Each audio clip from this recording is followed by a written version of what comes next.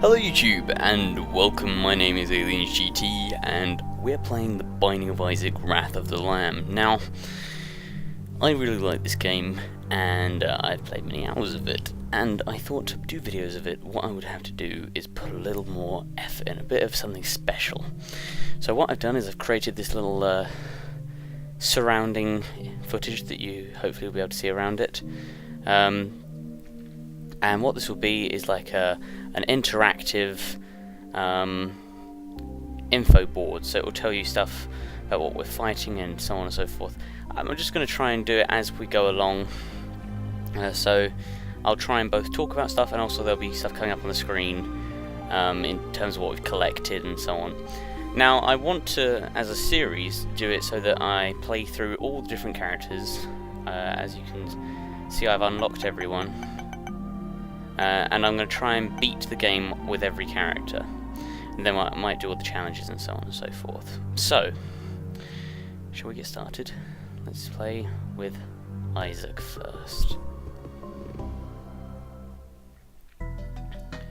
Right, so here we are. For those who don't know, here is Isaac. And essentially the story of this is that your mother has been watching religious programs, and she starts hearing the voice of God in her head, and the voice has told her to kill you, and so you escape down a hatch in your bedroom, and you're now here in the basement, and you essentially fight your way through rooms full of enemies, and then a boss, and so on and so forth. The game is pretty self-explanatory, so we'll just start playing and see how it goes. So here we've got our first enemy, which is a giant spider which has two smaller spiders in it. And we've got a key, which is excellent, always a good thing to get. Now these guys are dangerous. These are essentially like suicide bombers, so they'll run towards you and explode. So I'm going to have to be very careful about letting them out. Damn it. Tried to be careful, didn't work. Thankfully I only took half a heart of damage, which isn't too bad. Now, I plan to show you all the attempts, so if I fail to get to the end, I'll record it anyway. The videos will hopefully be 3 floors each, to stop them from being too long, because an attempt can take quite a while. These are my least favourite enemies, and they will probably take away some health, as they just did then. They take far too many hits, considering how menial they are. And this is a super version. And they jump really awkwardly, and I don't like them at all. Now these videos will not come out super quickly, I can imagine, simply because they will require quite a bit of editing. Oh, it's really irritating that he won't follow me! Follow me! But quite easy enemies, and some more coins. Now you can spend coins at the shops, as you can see on the map in the top left corner of the game screen. There's a map telling you where each room is. Now the skull is a boss. This crown is a very important room, which we'll go into in a second. The blood splatter is you essentially pay health to get rewards, but it's not really worth it, I find. And then the coin is the shop. Now this is the treasure room. On the first floor it's unlocked always. Unless you get Curse of the Labyrinth, I believe, in which case you can come across more than one and they can be locked. I'm not certain about that, so don't quote me on it. And you'll see in the middle there is what appears to be a Game Boy, and that's the thing we've been given, and it's called Game Kid, and essentially when I press space now, which is now up above Isaac in the space slot, which has this bar next to it, which is the charge. Now when I use it, that bar will deplete, and it will only refill when I start defeating enemies again, or it can be affected by other items that you can collect later on in the game. So now let's go down to the boss, because that's all that's left to do on this floor. The floors do get bigger, and they get more dangerous, and the enemies get harder and so on. But let's do our first boss fight. Let's see who we got. Against Famine. Now this is one of the Horsemen of the Apocalypse. Quite a difficult boss for the first floor, you know. He's God, he might even beat me. You never know. Stranger things have happened. So I'm just going to try and hit the boss. He keeps spawning these flies. Essentially they've got quite short range, so as long as I can keep them quite far away, they're not too much of a problem. Once I get him to low enough health, he will lose his horse, and he's going to charge now. Can get him to charge again. Right, now he's in his more dangerous phase where he'll fire at you as well. Now the trick with being fired at by any opponent is just to keep on the move, keep a good pattern to your movement, because they'll start getting a pattern to their attacks, and providing that your movement is dodging the attacks. Oh, not like that. Oh god, I'm going to die, aren't I?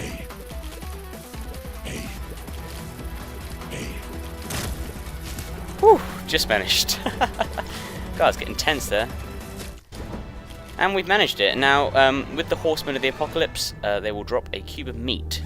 Now, cube of meat is an item that will orbit you, and essentially anything that gets hit by it will be damaged, and it can also sometimes deflect projectile attacks. And if you collect a second one, then you'll get... essentially, you've got multiple stages of it, which will eventually become a Super Meat Boy character who will follow you around and attack with you. Now, what that was there was a lighter blue stone, which if you blow up, tends to give you a reward. So I've collected another heart. However, that's not a permanent heart, so once that's gone, it will not be able to be recharged. So, right, this guy here, he's essentially a shop of some sorts, but you can't pick what you buy, and you have to pay in hearts. So we're just going to ignore him. Now these guys are generally okay. If you get too many of them and they're close to you, they're quite annoying, but where they're immobile, they're generally harmless. Their range is really low. They've got a slow rate of fire. Now this, I pain to say, this is cancer. And essentially it doubles whatever rate of fire you have. So I had quite a low rate of fire anyway, so it doesn't have a great deal of effect. These guys aren't dangerous at all. They've got very low health, they don't have any sort of ranged attack, they literally just hop around and are cannon fodder. They can get more powerful a lot further on in the game though. And I got half a heart there. I'm going to not go for that coin because I don't have enough bombs to access it. I'll head north. These flies, they're quite quick, but they have very low health. In large amounts, or when they're being spawned by larger enemies, they can be a pain. But it's always quite embarrassing if you die to one of them. Now these guys, they're trapped behind here, but obviously you can't leave the room until you've defeated all the enemies in that room. So we're just going to have to destroy the poop and get to them. But again, their range is so low that they just present no threat at all. So just don't run towards them, that's the main thing. Now these guys will run away from you. They don't want to fight when they're not in their suicide form. But they do drop an explosive. So if we can let him just walk up to that, and he'll get a nice chain kill there. Now, if I had a bomb, I'd drop it here, because if you see, there is a on the map in the top left of the game screen, you can see that there is a space surrounded by rooms. Now that would usually be a treasure room. I can't guarantee it, but it could be.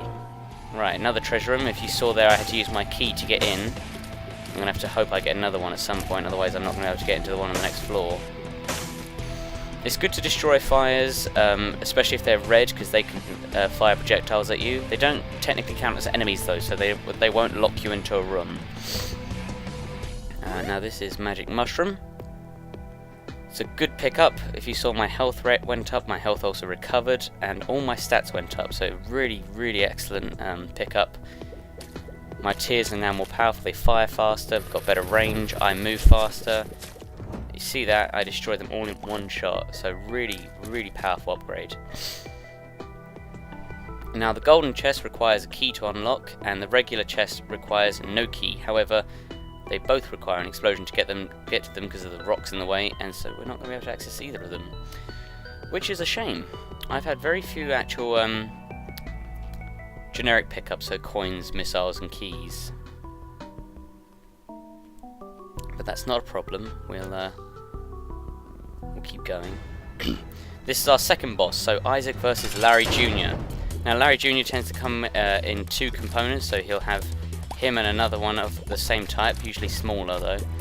And they are just simple randomly pathed charging creatures, so they'll charge into you to do damage. However, they're not actually aggroed as such, so as much as they do damage, they will not attack you directly. You know, if they attack you, it's because of you being in the way, not them coming for you specifically. However, they do drop these poop blocks, which can very easily trap you. However, I've just killed him off there, so that's a good start. Generally, this boss is quite easy to beat, provided you're quick on your feet and you keep an eye on where those poop blocks are. Because as destructible as they are, I don't know why I just glitched over that rock. That was kind of odd. Its pathing must have just gotten a little bit carried away there. Yeah, as long as you keep an eye on your surroundings and stay alert, that boss will go down quite easily. And here we have some dog food, which is counting as dinner. And now you'll see that my health up here above Isaac's head, I'm now at 5 red hearts and 1 silver heart. Now this here is a devil room. If we go in there, you could essentially sacrifice your health in order to gain a benefit. Now the object here on the right is we need to dig deeper, which would allow me to, when activated, will create a trap door like here, but anywhere I wanted it. Which is useful except for the fact that you then don't go to fight the boss, so you don't get the plinth item at the end. And the other one was an assistant. Now I've gone in and out too often there, as you'll see, and the room locks itself. Thankfully, oops, sorry, just punching the mic there. Thankfully, I didn't particularly want either of those. They were low cost, however they were also pretty low benefit.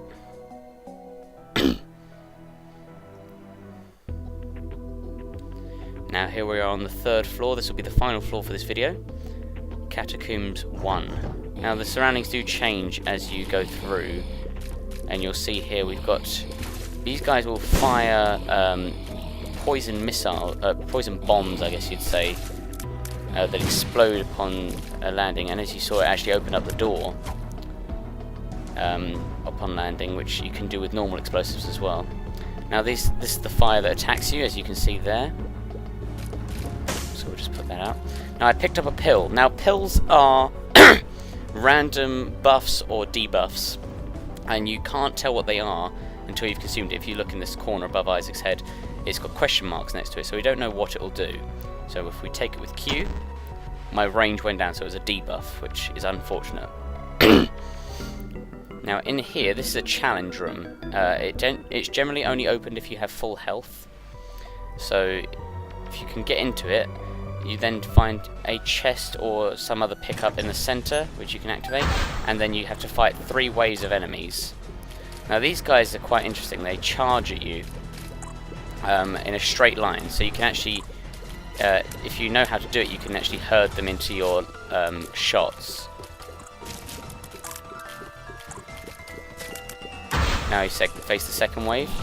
These guys are quite difficult. They can take quite a lot of hits, and they regenerate once they've gone down. However, if you hit the regenerative sludge, you might say, before it has the chance to regenerate, it will go down, and my damage is high enough to stop them. These guys are essentially mobile versions of the enemies we were fighting earlier, and he's managed to hit me there, which is a shame.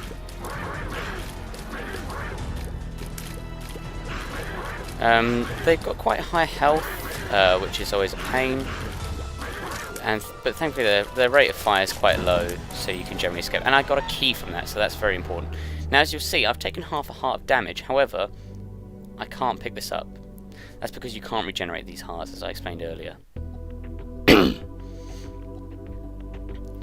Now this is interesting. You'll see here we've got different types of poop block, which sounds a bit ridiculous, but bear with me.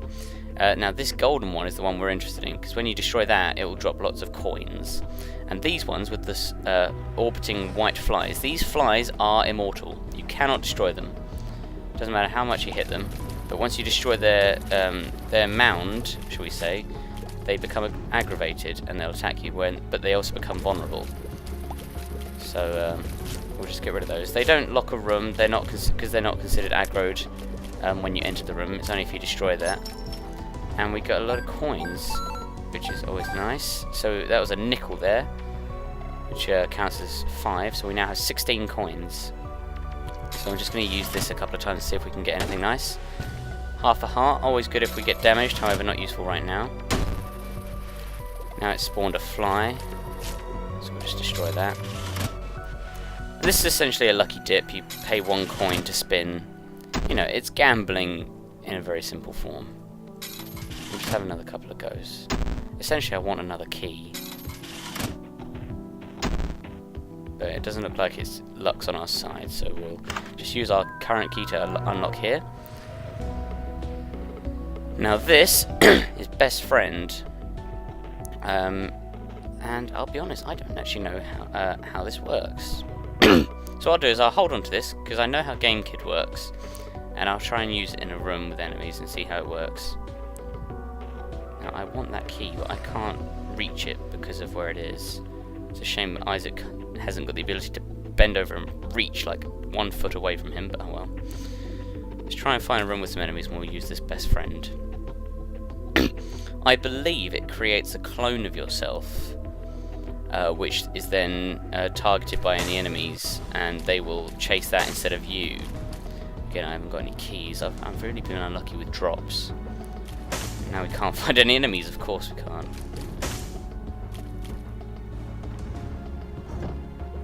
Ah, now this guy's interesting. I believe he's called a knight, and essentially you can only hit him from behind. Now he can charge at you, but generally he just wanders around and finds it quite difficult to change direction once you've got him locked in a direction. Now I'm doing a very bad job of fighting him here.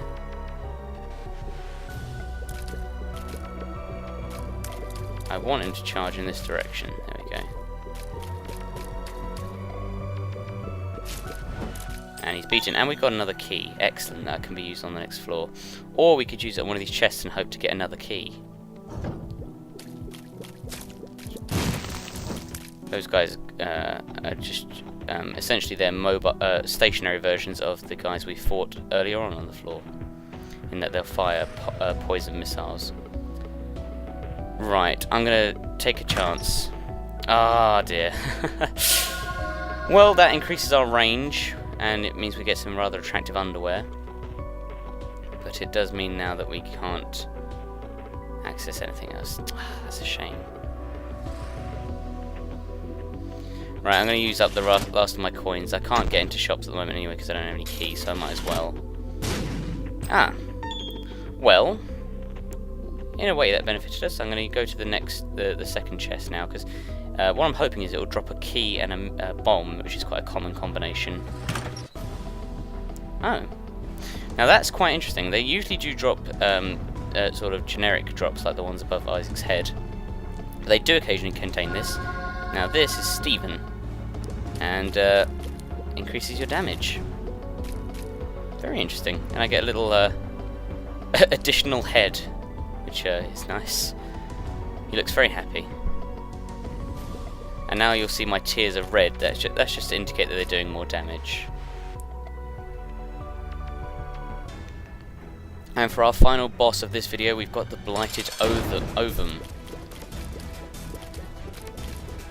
Now it's essentially 2 enemies, and you'll see that glowing trail he's leaving behind is actually dangerous to step on. Ah, now this is interesting.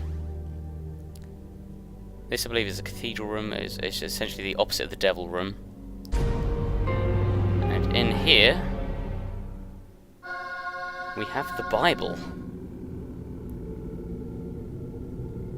And if that isn't a good place to leave the video, I don't know what is. So thank you very much for watching, guys, and I'll see you next time.